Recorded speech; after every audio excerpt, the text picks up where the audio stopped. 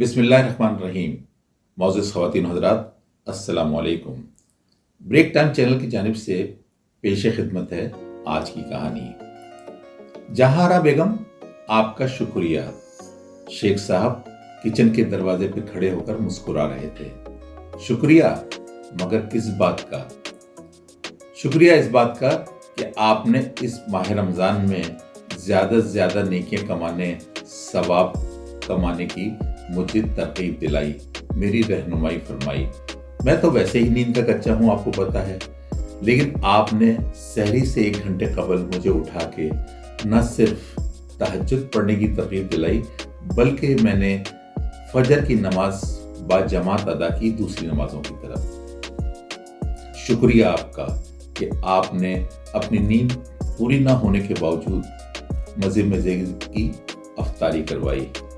شکریہ آپ کا کہ آپ نے مجھے قیام اللیل کی ترغیب دلائی۔ شیخ صاحب مسرت بھرے لہجے میں بولے جا رہے تھے اور جہارا بیگم بھی مسرت سے کھلی جا رہی تھی۔ یہ آپ کے لیے ایک چھوٹا سا گفٹ ہے۔ انہوں نے ایک چھوٹا سا گفٹ ان کی جانب بڑھایا۔ اور بچوں کے گفٹ؟ انہوں نے مسکراتے ہوئے پوچھا۔ جیسے ہی چاند نظر آئے گا بچوں کے گفٹ بھی حاضر ہو جائیں گے۔ باجی آپ کا شکریہ۔ جہارا کی ماسی شبانہ ان کا شکریہ ادا کر رہی تھی۔ آپ نے اس ماہ رمضان میں میرے روزوں کو نہ صرف میرے لیے آسان کر دیا، بلکہ الحمدللہ میرے روزے مکمل بھی ہو گئے، ورنہ میرے اندر کہاں اتنی ہمت تھی کہ روزہ رکھ کر میں اتنی دور سے آتی، وہ بھی 2 مرتبہ۔ آپ نے مجھے دوپہر میں گھر جانے سے منع کیا اور میرے آرام کرنے اور سونے کا انتظام کر دیا۔ پھر شام کو آپ اتنی افطاری مجھے دے دیتی تھیں کہ میرے میاں اور بچوں کا پیٹ بھر جاتا تھا اور وہ ہاتھ اٹھا کر آپ کے لیے دعائیں کرتے تھے۔ جہارا بیگم خوشی سے مسکرا رہی تھی۔ وہ شبانہ اور اس کے بچوں کے لائے ہوئے عید کے کپڑے نکال رہی تھی۔ ایک اطمینان قلب کے ساتھ وہ اللہ کا شکر ادا کر رہی تھی کہ اس رمضان کو اس نے دوسرے رمضانوں سے مختلف کر دیا۔ دوسری جانب شیخ صاحب کمپنی کے آنر کے کمرے میں کھڑے ہو کر ان کا شکریہ ادا کر رہے تھے۔ ملک صاحب آپ کا شکریہ کہ آپ نے اس ماہ رمضان میں ہمیں زیادہ سے زیادہ نیکیاں سمیٹنے کی توفیق عطا فرمائی۔ ہمارے رمضان اور روزوں کو ہمارے لیے آسان کر دیا۔ آپ نے نہ صرف ہمارے کام کے اوقات میں کمی کر دی، بلکہ عید سے قبل نہ صرف ہمیں بونس دے دیا بلکہ تنخواہ بھی ایڈوانس میں دے دی۔ میں تمام اسٹاف کی جانب سے آپ کا شکریہ ادا کرتا ہوں۔ اور ملک صاحب کمرے کے اندر داخل ہوتے ہوئے اپنے بیٹے راہم کو دیکھ کر مسکرائے۔ بھائی یہ سب کچھ راہم بیٹے کی پلاننگ کی وجہ سے ہوا ہے۔ سب سے پہلے اللہ کا شکر اور پھر بعد میں یہ سب راہم بیٹے کی کوشش اور مینجمنٹ کا نتیجہ ہے۔ اگرچہ اس کو کمپنی جوائن کرے ہوئے ابھی آدھا سال بھی نہیں ہوا، مگر اس نے کمپنی کی بہتری اور تم سب کی بہتری کے لیے بہت کچھ کیا ہے۔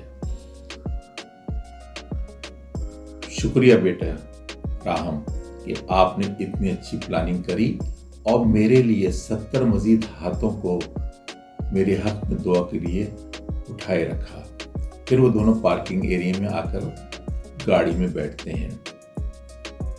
راہم گاڑی سٹارٹ کرتے ہوئے باپ کا شکریہ ادا کرتا ہے۔ بابا بہت بہت شکریہ نئی گاڑی پریزنٹ کرنے کا۔ کتنا اچھا ہوتا ہے نا راہم کہ جب اتنے سارے ہاتھ میرے حق میں دعا کے لیے اٹھتے ہیں۔ پتہ نہیں راہم نے یہ بات سنی یا نہیں سنی، کیونکہ اس کے گود میں رکھے ہوئے موبائل پر شازیہ کے میسیجز آنا شروع ہو گئے تھے۔ شازیہ اس کی منگیتر: جناب آپ کا شکریہ کہ آپ نے اس ماہ رمضان کو میرے لیے باعث برکت بنا دیا۔ اتنی اچھی پلاننگ آپ نے مجھے دی کہ میں اپنے صبح شام بہتر انداز میں رمضان کے ساتھ گزار سکی۔ راہم آپ کا بہت بہت شکریہ۔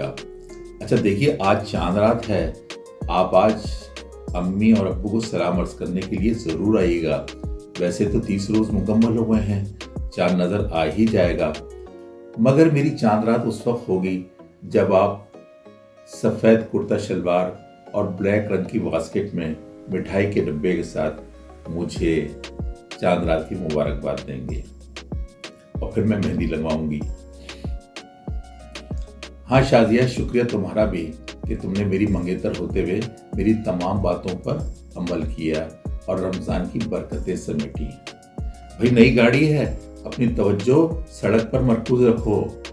मलिक साहब ने डायरेक्शन दी। उनको पता था कि मोबाइल पर दूसरी जानिब उनके होने वाली बहू है। जी बाबा, राहम ने कहा, तवज्जो दिलाने का आपका शुक्रिया। और फिर मुफ्ती फर्रुख साहब हाथ उठाकर रो रो कर रब के हुजूर दुआएं कर रहे थे। रब कायनात, आपका शुक्र और एहसान है कि आपने सेहत और आफियत के साथ हमें रमज़ान गुजारने की तौफीक अता फरमाई। हम हक तो ना अदा कर सके, मगर उनकी आवाज़ रुंध गई। नमाजियों पर भी सख्ता तारी हो गया।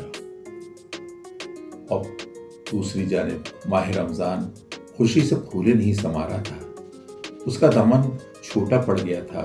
बंदों की नेकियां, बंदों के रोज़े, इबादत, तरावी, चैरिटी, कुरान की तिलावत इतनी ज़्यादा थी कि उसे अपना दामन छोटा पड़ता हुआ महसूस हो रहा था। वो खुशी से फूले नहीं समा रहा था और सोच रहा था कि रब कायनात सही कहता है कि मैं अभी बंदों से मायूस नहीं हुआ हूँ। वो अपने दामन में बेशुमार गिफ्ट समेटे हुए आसमान की बुलंदियों पर प्रवास करने को तैयार था, तो दूसरी जानिब ईद का चांद बादलों को हटाते हुए निकलने को तैयार था। वो आहिस्ता आहिस्ता लोगों को नजर आना शुरू हो गया था और लोगों की निगाहों में खुशियां हजारों गुना बढ़ गई थी। दूसरी जानिब पाबंद सलासल शैतान गमों से नढाल बाहर आ रहा था। उसके वजूद को चारों तरफ से मायूसियों और गमों ने घेरा हुआ था। उसने एक जोर की अंगड़ाई ली और अपने चेलों को आवाज दी, मायूस मत होना, ये इंसान बहुत कमजोर है, बस हमें दोबारा हिम्मत से मेहनत करने की जरूरत है, वरना इंसान को गुनाह की तरफ माइल करना कौन सा बड़ा काम है।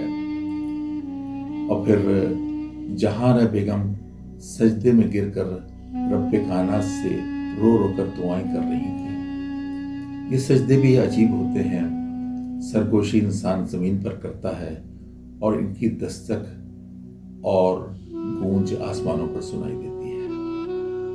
ब्रेक टाइम चैनल को लाइक करें, शेयर करें और सब्सक्राइब करें।